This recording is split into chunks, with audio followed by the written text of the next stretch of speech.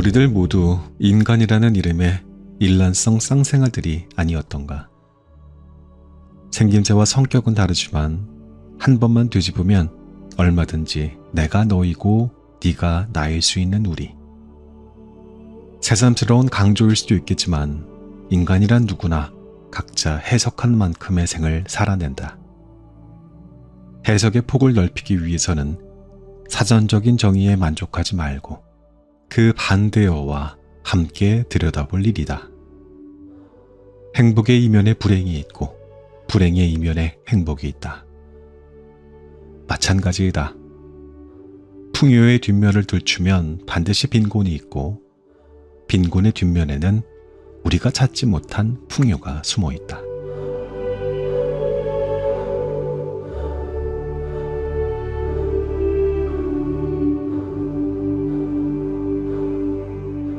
안녕하셨습니까?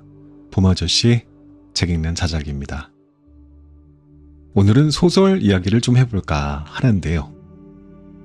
오늘 아침에 최근 책 판매에 관한 기사를 보다가 또 깜짝 놀랐습니다. 양귀자 소설 모순 말이에요, 모순. 그 책이 출간된 이후로 27년이 지났거든요. 그런데 책이 계속 팔린답니다. 중요한 건 순위에서 아예 사라졌다가 다시 오르는 게 아니고 그냥 계속 꾸준한 순위에 있다가 지금은 다시 전체 베스트셀러 4위에 올라 있다는 겁니다. 한국 출판사에 이런 역사가 또 있었을까요? 특히 2020년 이후에 SNS와 유튜브를 통해서 강렬한 문장과 메시지가 공유되면서 MZ 세대들에게도 큰 인기를 얻다고 하죠. 많은 독자들이 한 번만 읽고 마는 게 아니라 몇 년에 한 번씩 다시 찾게 되는 소설이라고들 말은 합니다. 저도 이번에 이 원고 작성하면서 읽은 게 3번째였는데 읽을 때마다 주인공인 안진진의 마지막 결정에 대해서 매번 잘한 건지 잘못한 건지를 반복하게 됩니다. 참 우습죠. 이 소설은 마지막이 되게 중요합니다. 안진진이 만나고 있었던 두 남자 중에서 아주 결정적인 선택을 함으로써 소설이 끝마쳐지는데 그거를 처음 읽을 때, 2번째, 3번째인 지금 매번 그 결과에 대해서 박수를 치면서 응원할 때도 있고 그래도 그건 아니지 하는 마음이 번갈아가면서 들더라는 겁니다. 자, 이 소설 많이들 읽으셨을 것 같기도 하고 하지만 줄거리에서부터 감상평까지 오늘의 컨셉은 뒤죽박죽 소설 이야기라고 하겠습니다.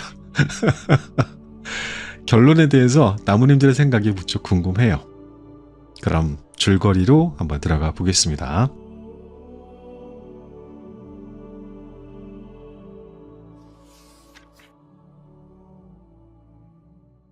이 이야기는 25살 안진진이라는 여자를 중심으로 펼쳐집니다. 그녀의 이름 안진진, 참 진짜 2개를 써서 진진이에요. 진실을 강조하는 것 같은데 안이라고 하는 부정의 그림자가 벌써 처음부터 묘한 모순을 던져주지요. 안진진의 어머니와 이모는 일란성 쌍둥이로 만우절에 태어납니다. 10분 먼저 나온 어머니가 언니가 되었고 이모는 동생이 됐어요. 두 사람은 외모도 성격도 심지어 학교 성적까지 똑같았대요. 부모조차 분간하기 어려울 정도로 모든 것이 같았던 자매였습니다. 그리고 또 한 번의 우연으로 만우절에 동시에 결혼합니다. 중매쟁이가 가져온 사진 속 남자 중에서 어머니가 먼저 아버지를 선택했고 며칠 뒤에 이모가 이모부를 골랐던 거죠. 그 선택은 단순한 순간의 결정처럼 보였지만 두 자매의 인생을 완전히 갈라놓습니다. 어머니는 늘 바쁩니다. 새벽부터 시장에서 속옷과 양말을 팔며 가족을 먹여 살려야 했거든요. 아버지가 술에 취해서 폭력적이 되면 안진진과 동생 안진모는 이모네 집으로 도망을 쳤어요. 이모네 집은 부유한 동네에 있던 멋진 집이었거든요. 아버지는 엄청 충동적인 사람이었습니다. 안진진이 태어났을 때에도 주민센터로 가는 길에 이름을 원래는 안진 외자였는데 진진으로 바꿔버립니다. 그냥 걸어가면서 마음이 바뀌어서 진짜 하나를 더 붙였다고 해요. 어머니와 결혼하고 나서 다 2달 만에 열렸던 집들이에서도 그는 양쪽 방을 오가면서 술을 마시다가 결국 만취하게 되는데요. 한쪽 방에는 회사 동료들이, 다른 방에는 친구들이 모여서 술을 마시고 있었어요.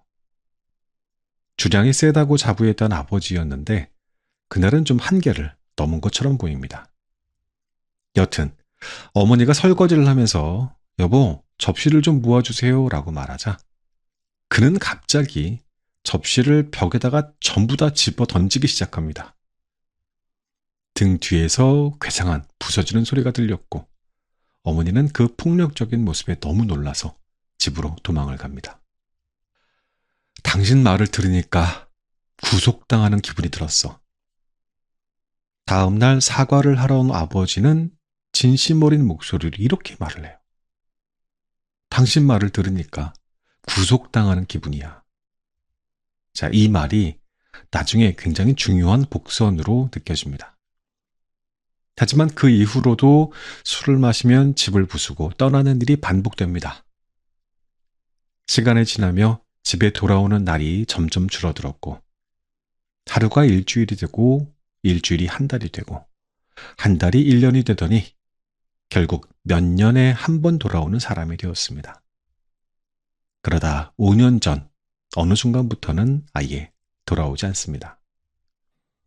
어머니는 시장에서 억척스럽게 장사를 합니다. 새벽부터 저녁까지 돈을 벌어야 했고 무능한 남편과 싸움도 해야 했고 말 안 듣고 내빼는 자식들을 찾아다니며 두들겨 패기도 합니다. 언제나 바람잘 날 없이 바쁘게 살아야 했습니다. 반면 안진진의 이모부는 건축가였습니다. 늘 같은 시간에 출근하고 같은 시간에 퇴근을 하는 시계 같은 사람이었어요. 술도 마시지 않고 바람도 피우지 않고 모든 기념일을 절대 빠지지 않고 챙기는 사람이었어요. 이모는 그런 이모부를 재미없다라고 말합니다. 변수가 없는 사람, 모든 것이 계획대로 돌아가는 삶이 지루하다고 느껴요.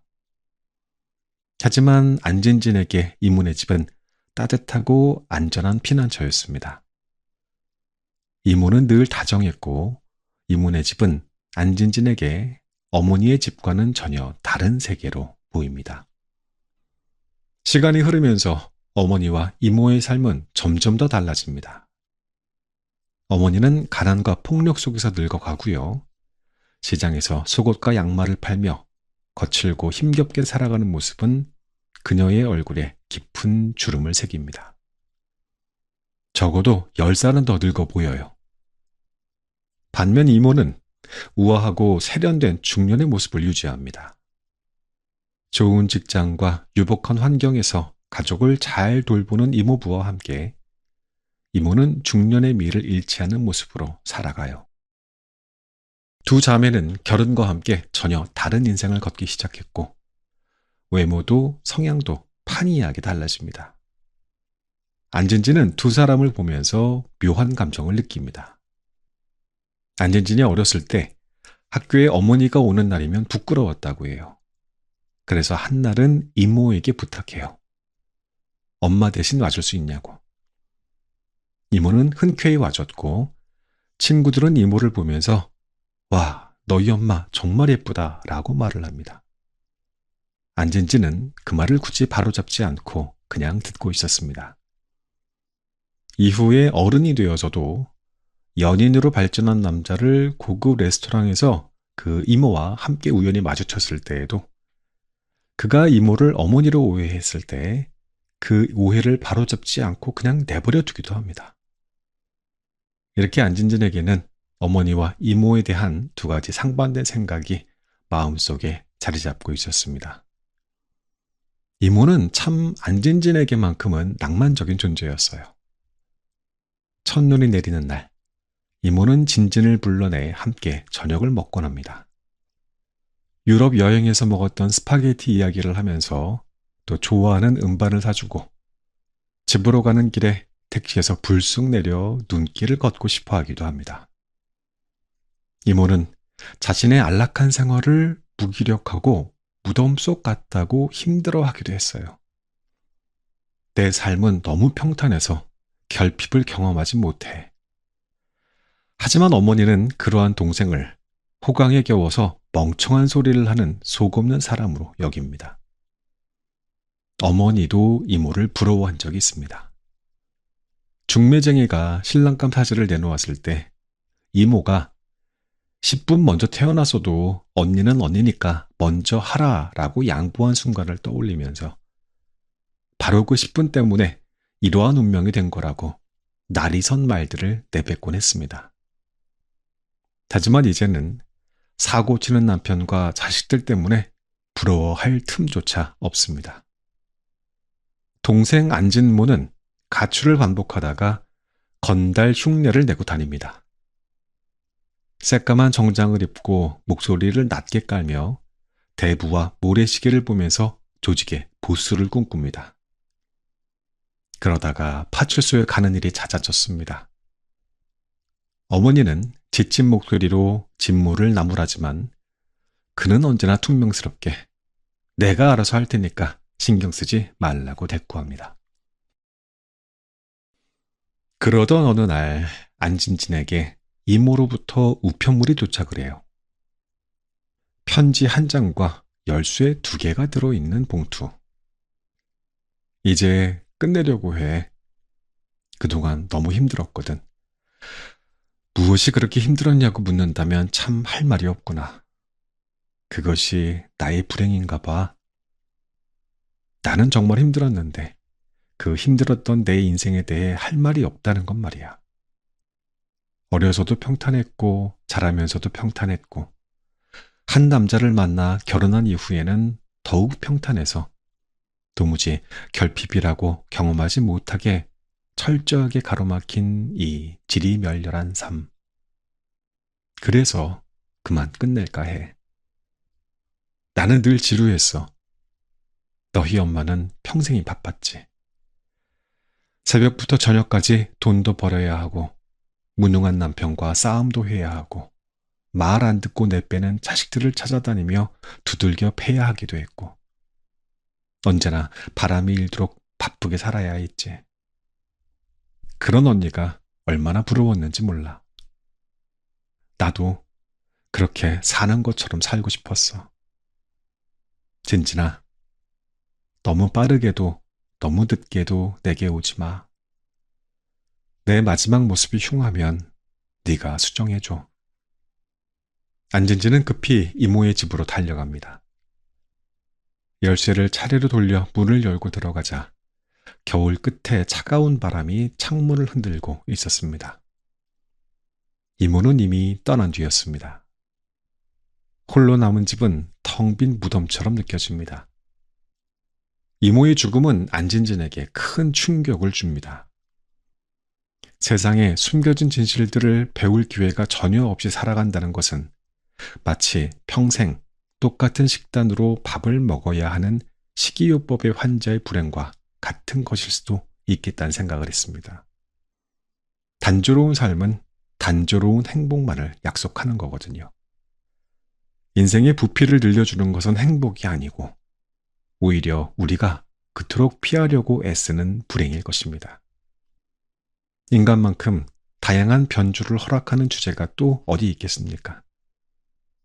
이모의 삶은 겉으로는 호사스럽고 편안하기 그지없어 보였는데 그녀 자신에게는 무료하고 갑갑한 삶이었습니다. 반면 어머니의 삶은 어땠나요? 비록 전쟁터 같았지만 결코 지루하지 않았습니다. 가난한 삶이란 절박한 포주 외에는 어떠한 것도 허락하지 않는 삶이고 그래서 그 절박한 삶 속에서 오히려 사람들은 삶 자체가 방전되는 것이 두려워 정신없이 새로운 에너지를 끊임없이 끌어다 써야 하는 것일지도 모릅니다. 이모의 죽음 이후 안진지는 자신의 삶을 돌아보기 시작합니다. 25살, 대학을 휴학하고 작은 회사에서 사무직으로 일하며 살아가던 그녀였습니다. 가정 형편 때문에 휴학을 했고 여러 알바를 전전하다가 지금의 자리에 겨우 정착한 상태였죠. 어느 날 아침 문득 그녀는 생각합니다. 그녀는 자신의 인생에 부피가 얇고 깊이가 없다고 느낍니다. 25년을 살아오면서 삶에 대해 방관하고 냉소적인 태도를 일삼던 자신의 모습을 반성하게 되고요. 실은 이모의 그런 사건이 있기 한참 전부터 그녀의 삶에는 두 남자가 우연히 같이 들어오는 일이 생겨요. 의도하지 않았는데 엄격히 말하면 이건 양다리인 건데 그건 중요하지 않습니다. 남자들의 이름은 김장우와 나영규입니다. 김장우는 가난한 사진작가였어요. 안진진이 20대 초반에 레스토랑에서 서빙 알바를 할 때 우연히 만납니다. 그날 그는 출판사 직원을 접대하던 중에 음식값이 모자랐고 진진이 도와주게 돼요. 그 따뜻함에 끌린 그는 진진에게 호감을 가집니다. 진진도 장우가 익숙하고 편안하게 느껴져요. 김장우도 살짝 충동적인 사람이었습니다. 계획 없이 마음 가는 대로 움직이는 사람이었죠. 산에 다니며 야생화를 찍는 일을 했고 순수하고 섬세한 감성을 가진 남자였어요. 부모 없이 고아원에서 자란 어린 시절을 형이 보호해줬고 지금도 몹시 가난합니다. 하지만 그는 진진을 위해 배려했고 수줍게 마음을 표현합니다. 진진은 그런 김장우에게 자꾸 흔들립니다.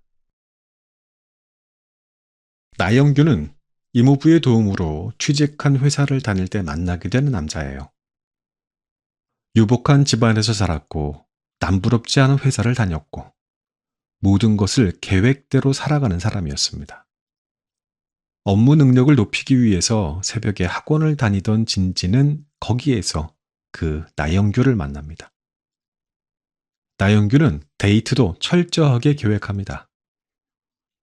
2시에 점심, 3시에 카페, 5시에 영화. 시간대별로 모든 일정을 철저히 계획해서 빈틈없이 그녀를 인도해요. 너무 철저해서 숨이 막힐 때도 있습니다. 진진은 두 사람 사이에서 흔들립니다. 김장우에게는 마음이 같지만 그의 가난과 불안정한 삶이 좀 마음에 걸립니다. 나영규에게는 안정감을 느꼈지만 그의 계획적인 삶이 지루하게 생각됩니다. 결혼은 여자에겐 20년 징역이고 남자에겐 평생 집행유예 같은 거라서 할 수 있으면 형량을 좀 가볍게 해야 되지 않을까. 이모의 딸과의 대화에서 나온 이 말은 살짝 과장스럽게 내뱉은 것이었지만 그녀의 사랑과 결혼에 대한 생각이 어떻게 정반대의 입장에서 서로를 밀어내며 바뀌어 갔는지, 결국 그녀가 선택한 결혼이 어떤 쪽인지 설명해주는 밑그림이 됩니다. 시간이 흐르면서 진진의 연애는 조금씩 변화를 겪습니다. 나영규는 자신의 인생 계획에 따라 그녀에게 청혼해요. 그 청혼이 싫지는 않았는데 어딘가 마음이 내키지도 않습니다. 사실 그녀는 앞서 말했듯이 김장우를 심정적으로 더 사랑하게 되었거든요. 그 마음은 행복과 동시에 그녀를 괴롭게 했습니다. 두 사람 사이에서 그녀의 마음이 혼란스러워요. 가을이 되자 김장우는 안진진을 여행에 초대해요. 가을 산에서 술을 마시던 그날 안진진은 과음을 하게 됩니다. 만취한 상태에서 그녀가 김장우에게 이렇게 말을 해요. 나를 구속하지 마. 그 말은 아버지가 어머니에게 했던 말과 똑같았습니다.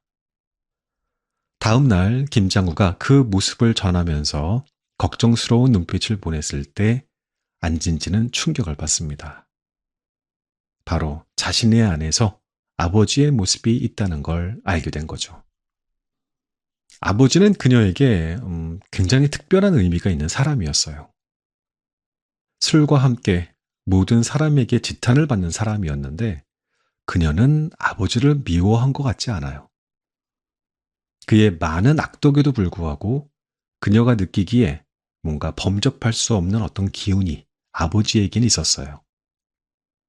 누구나 다 똑같이 살 필요는 없는 거야. 그것은 바보들이나 하는 짓이야.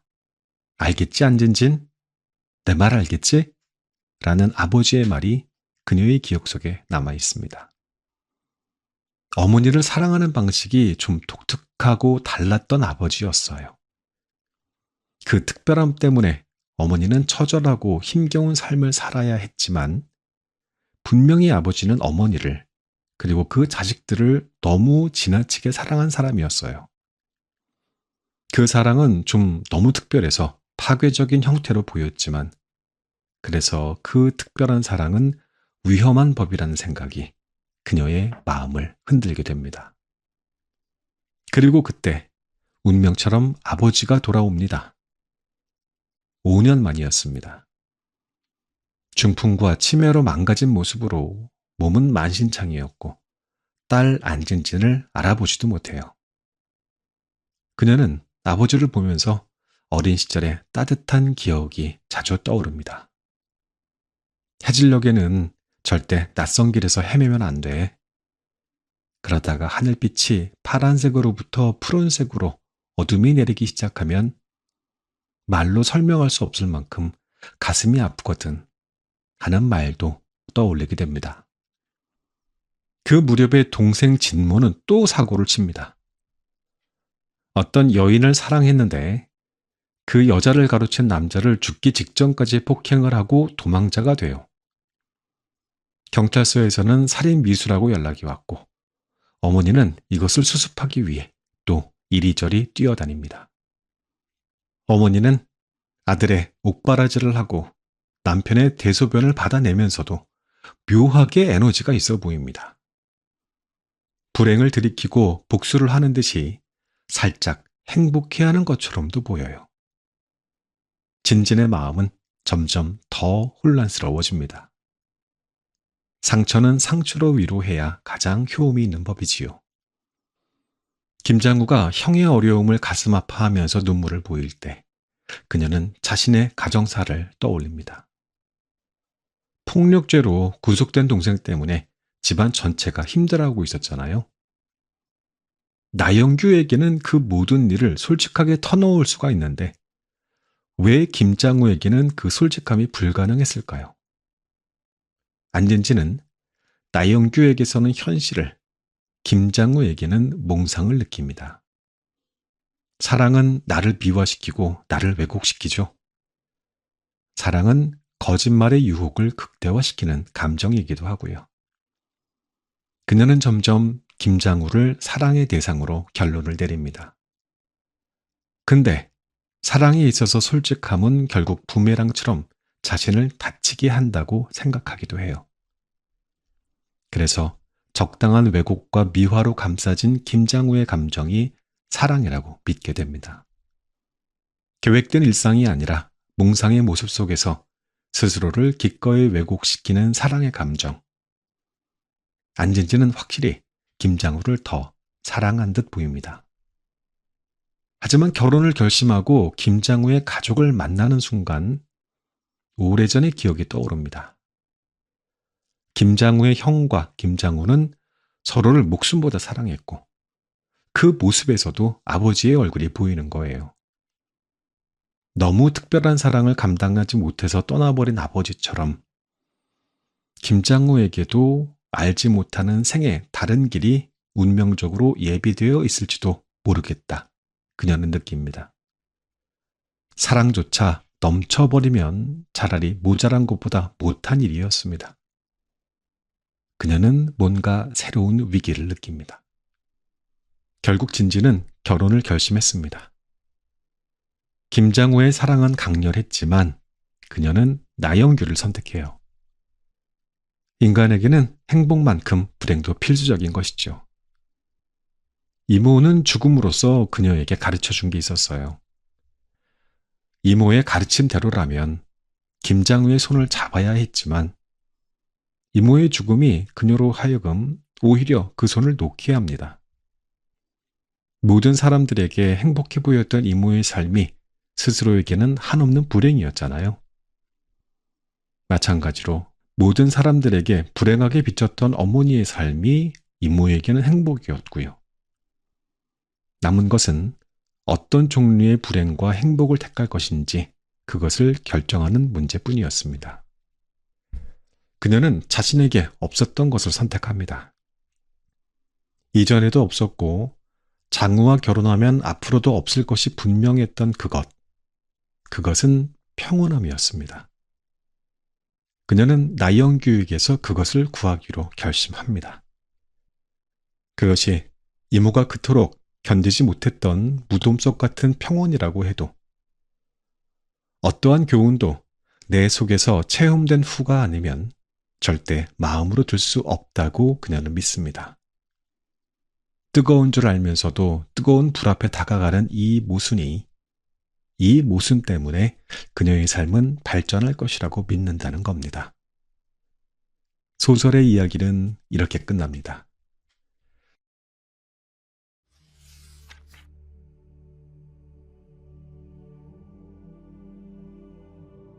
이 이야기를 끝내면서 안진진의 선택에 담긴 모순에 대해서 생각해보지 않을 수가 없어요. 그녀는 사랑의 김장우 대신 안정의 나영교를 택했습니다. 근데 그 선택은 단순히 행복만을 위한 것은 아닌 것처럼 보여요. 이모의 죽음이 그녀에게 가르침을 줬잖아요. 행복의 이면에는 불행이 있고 불행의 이면에는 행복이 있다. 여기서 제가 인트로 때 들려드렸던 이 문구가 이 전체 소설을 대변하고 있는 이 문구 다시 한번 읽어드려 볼게요. 우리들 모두 인간이라는 이름의 일란성 쌍생아들이 아니었던가. 생김새와 성격은 다르지만 한 번만 뒤집으면 얼마든지 내가 너이고 네가 나일 수 있는 우리. 새삼스러운 강조일 수 있겠지만 인간은 누구나 각자 해석한 만큼의 생을 살아낸다. 해석의 폭을 넓히기 위해서는 사전적 정의에 만족하지 말고 그 반대어와 함께 들여다볼 일이다. 행복의 이면에 불행이 있고 불행의 이면에 행복이 있다. 마찬가지이다. 풍요의 뒷면을 들추면 반드시 빈곤이 있고 빈곤의 뒷면에는 우리가 찾지 못한 풍요가 숨어 있다. 안진진이 나영규를 선택한 것은 자신이 살아보지 못한 삶을 탐구하려는 모순이라고 작가는 말하고 있습니다. 뜨거운 불을 알면서도 다가서는 그 모순이 그녀의 삶을 더 깊게 만들 거라는 믿음이요. 인생은 탐구하면서 살아가는 것이 아니라 살아가면서 탐구하는 것이잖아요. 실수는 되풀이되고요. 그것이 인생입니다. 우리들은 남이 행복하지 않은 것은 당연하게 생각하고 자기 자신이 행복하지 않은 것에 대해서는 언제나 납득할 수 없어 합니다. 사람들은 작은 상처는 오래 간직하고 큰 은혜는 얼른 망각해버리기도 하고요. 상처는 꼭 받아야 할 빚이라고 생각하는데 은혜는 꼭 돌려주지 않아도 될 빚이라고 생각하기도 해요. 대부분의 우리들이 인생의 장부책 계산을 그렇게 한다는 겁니다. 희한하죠. 이런 인생의 장부책 너무 모순적이잖아요. 우리는 살아가면서 고약하고 애매한 상황에 처할 때 다른 사람에 비해서 공평하지 않은 자신만의 불행에 대해서 억울해합니다. 그러면서 지금의 상황이 아니라 다른 상황이었다면 어땠을까? 내가 처한 이 거지 같은 모습 말고 저 유리창 너머에 따뜻하고 화려해 보이는 다른 사람의 인생이 내 것이었다면 좋지 않았을까 하는 생각을 하죠. 안진진의 선택은 과연 옳았을까? 세 번쯤 읽고 나니 이제는 이런 생각이 듭니다. 지금은 어느 쪽을 선택했는지는 중요하지 않았구나. 무엇보다 이 선택은 모든 것에는 양면성이 있다라는 진리를 보여주는 듯합니다. 겉으로는 완벽해 보이는 이모의 삶이 내면의 공허함으로 끝났고 고난으로 가득한 어머니의 삶에는 오히려 활력이 있었는데 안진지는 자신에게 없었던 평온함을 선택함으로써 자신만의 균형을 찾으려고 했습니다.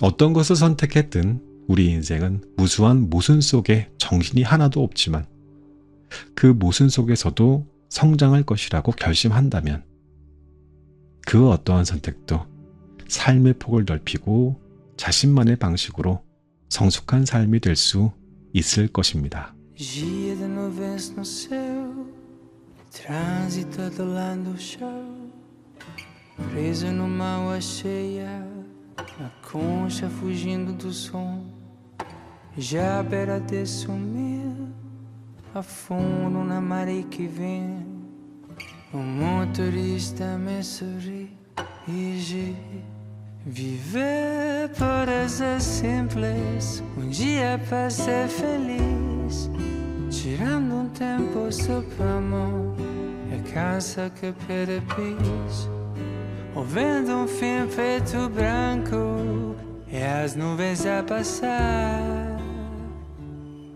no céu flutuar, as coisas não vão se encaixar. Se você se cobrar demais, tente não se enganar, que assim vai dar. Então quando a coisa aperta e tudo estiver bom triste, lembre o que ele diz. Viver parece simples, dia para ser feliz, tirando tempo sobre o amor, é canção que perde pis, ouvindo fim preto branco, e as nuvens a passar, eu não sei